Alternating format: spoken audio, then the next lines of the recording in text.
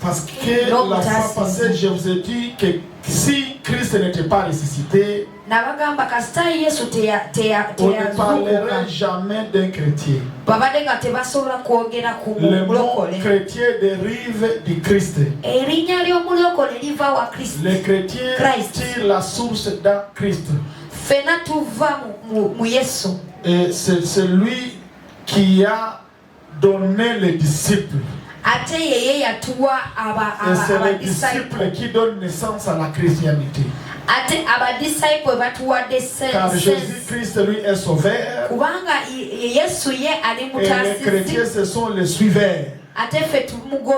Alléluia. Amen. Donc, si Christ n'est pas ressuscité, il n'y a pas moyen de le suivre. Car c'est celui-même qui nous a dit ceci. Notre Dieu n'est pas un Dieu des morts, mais c'est un Dieu des vivants. C'est-à-dire, si Christ restait dans la tombe, on ne pourrait jamais le suivre. Ce qui fait que nous le suivons, c'est parce qu'il est ressuscité. Est-ce que nous pouvons acclamer très fort le Seigneur? Je parle de la restauration et les états de la restauration. La restauration commence par la conscience ou la compréhension de son état d'être. Si tu ne comprends pas en réalité ce que tu es, si tu ne comprends pas ta situation, si tu ne vois pas ce que tu es en train de faire, il y a possibilité de ne pas parler de la restauration. Vous avez compris quelque chose lorsqu'on lisait les Écritures. Vous avez compris que Jésus-Christ, lui d'abord, connaissait sa personne. Et il savait d'où il a comme adresse. C'est pourquoi il savait que si aujourd'hui je pouvais finir ma course,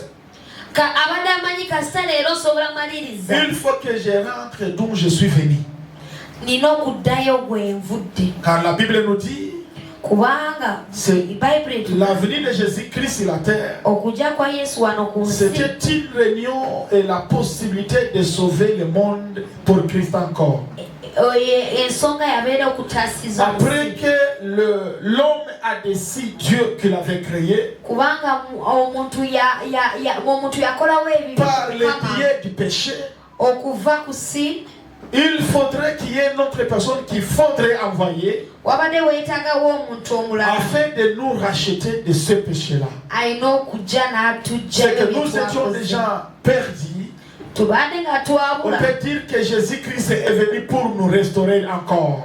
C'est pourquoi moi j'aime lorsque la Bible nous dit que Jésus-Christ est venu pour nous lier encore avec son Père. Et c'est ça même ce qui justifie la croix que Jésus a portée. Car la croix que Jésus avait portée n'avait que deux relations. Il y avait la relation de la terre et le ciel. Parce que c'est sur cette terre-là que Dieu a créé l'homme. C'est sur cette terre-là que Dieu a donné la responsabilité à cet homme. Mais que l'homme a abusé de la responsabilité que Dieu lui avait confiée. Alors Jésus est venu pour demander que le Seigneur nous pardonne.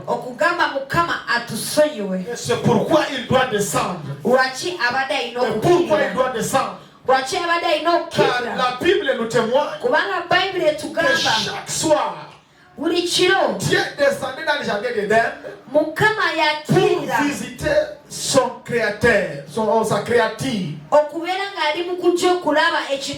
rencontrer l'homme de son image. La question qu'on peut se poser, après que Dieu les a chassés du jardin d'Éden, S'il venait dans ce jardin-là, il ne rencontrait plus son image. Car Dieu n'a pas créé les animaux à son image. Dieu n'a pas créé les arbres à son image. Il n'a créé que l'homme à son image. Après que Dieu l'aurait chassé du jardin d'Éden, le descendant de Dieu dans le jardin ne rencontrait plus son image. Alors il faut que Dieu puisse y faire descendre son fils. Alléluia. Amen. Amen. Il faut qu'il puisse faire danser son fils, afin que son fils puisse encore nous connecter avec lui.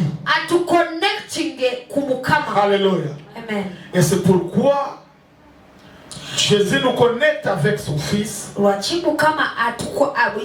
Jésus nous connecte avec son